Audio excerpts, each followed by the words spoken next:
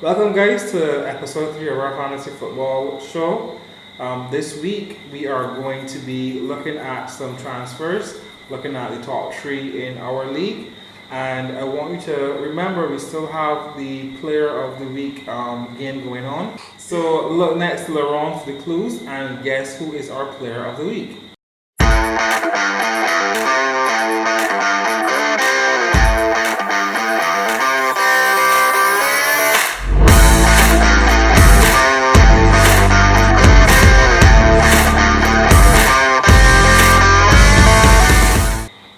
So this week I want to start off with our honorable mentions. I would like to shout out Shamar Rock with Rosario FC. You had 72 points, which was the highest points for that game week in our league.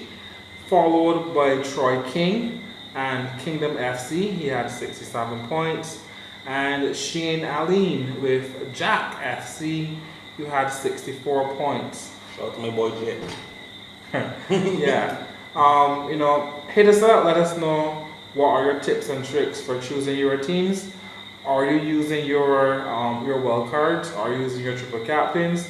Me personally, I like to hold my triple captains for when you have double game weeks where you have the teams playing twice. So therefore, you really maximize your wild cards and your triple captains. As it is right now, the standing in our league, the top three are in third, Jabari Perch. In second, Shamar Rock. And in first place in our league is a little unknown person called A Man Has No Name. I wonder who he is. This week, for our fantasy team, I'm not going to make any transfers because what I want are two transfers and able to do a strategic switch out. Now, if you just do your transfers every week, you can only bring one player in, one player out. If you want to make more than one change, you're going to have to take a minus 4 point hit for that. If you want two transfers, you make no transfers in the game week, and then the next week you have two available to you. Unfortunately, you don't get 3 or 4 if you wait longer. The maximum is 2. So because I want to get Jamal Lascelles out, but I want to bring in someone that might bring some value, what I might do is I might sell one of my more expensive players with him, sell it them together, so therefore I can bring in a better quality defender and someone else who I have no recognition is worth the points but still has a lower price. For example, no one knew that Pookie would have been so good, and he cost £6.8 million. Now, his value will go up, yes, but no one knew he would have been that good because Norwich wasn't in the Premier League last season, so therefore he wouldn't have had a high total score. So what is going to happen now is that in this next week, I may be able to look to find a defender who had a low total score that is worth the money, that might have some assists coming forward, and may have some goals coming forward. So now is the time to find that bargain player to bring in someone who might give me more points. Now, you start off the season with $100 million to buy your players. However, at the end of the season, your squad could be valued at $90 million, or they could be valued at $110 million. You can actually create money in this game by, buying players where they're cheap, and then, as their value increases, you might be able to sell them, and you can bring in better players. So you might not be able to afford Aguero and Harry Kane when we start. But if you have some strategic buys throughout the season, you might develop your squad value to an extent where you can have very expensive players together in your team because the players you would have bought early on would have increased in value and you just sold them on. Right now, I think that Raheem Sterling has to be the best buy because right now he's guaranteeing goals or assists every single week. Even though he's expensive, right now he's about 12 million. I think there's a lot of value there. As opposed to a player like Mohamed Salah that is very expensive but isn't producing on the same level. Also, you might toss Aguero and Harry Kane in there. These are very expensive players, but as so far we haven't seen the return on that investment. Now, I've also seen a lot of players out there triple captaining, and I've seen people triple captain on game week 1. I saw someone triple captain on game week 2. And the thing is that it's a long season. It's 38 games.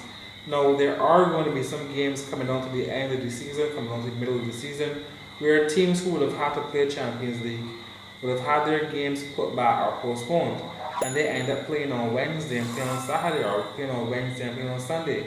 When that happens, you have double game weeks. So there are going to be weeks where Aguero is going to play twice in 1 week. If you captain him, when he does that, then he scores a hat trick. You're getting those triple points twice.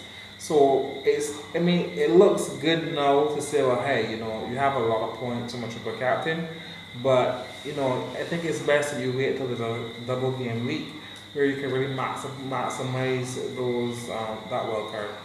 All I can say on the fantasy is to me the fantasy is basically a strategy game where you go and use your head, right?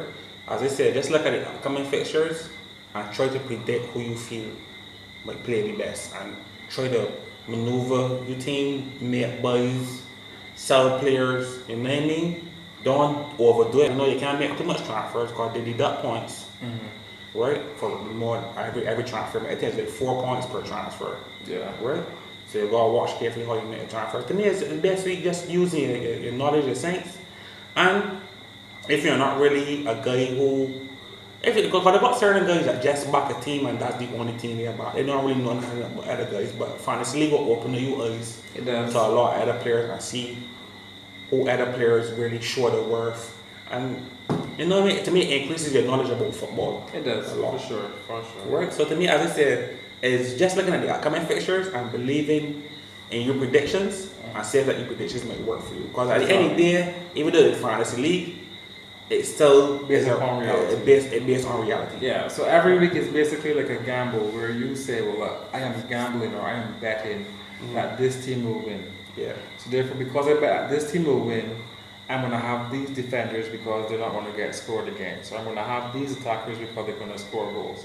I'm going to have these midfielders because they're going to provide assists. Yeah. So it's basically like, testing your own football knowledge and then seeing what happens as a result. Fantasy is extremely exciting. Right. Also, Jamal was mentioning the triple captain, the little perks to get along with the fantasy league. Remember, the free hit only allows you to make transfers for 1 week. Yeah. After that week, your team goes back to what it was before the transfer you made when you activate the free hit. The triple captain, we all know the triple captain makes your captain gets like triple the amount of points. Bench boost allows you to get the points from your bench along with that game week. Right? Don't think about anything. Wild card lets you change everybody. Oh yeah, and the wild card lets you change everybody for free for that game week.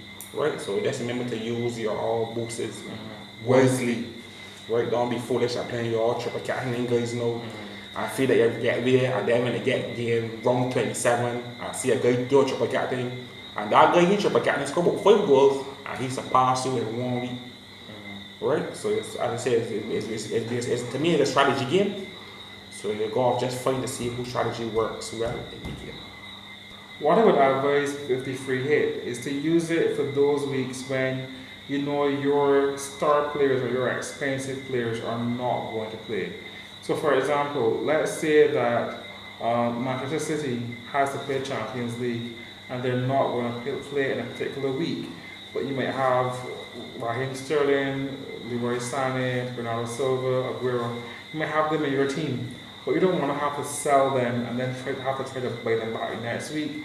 That free hit lets you change out your team because you have players that are not playing for that week that they're not playing, and then you have them back the very next week.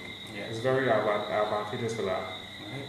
Like I said, use them wisely. Use them wisely. And if you guys have got any comments about how still to manage your guys' fantasy league, your guys can leave the comments below. As I said, if your guys haven't subscribed yet as well, hit the subscribe button, hit the bell for the notifications.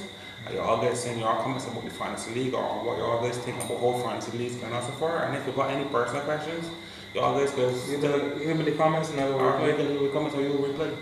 Facebook, Instagram, Twitter, Halftime Tea Talks. Yep. And for any sponsors out there who want to get Halftime Tea Talks sponsored, email us at halftimeteamtalks@gmail.com.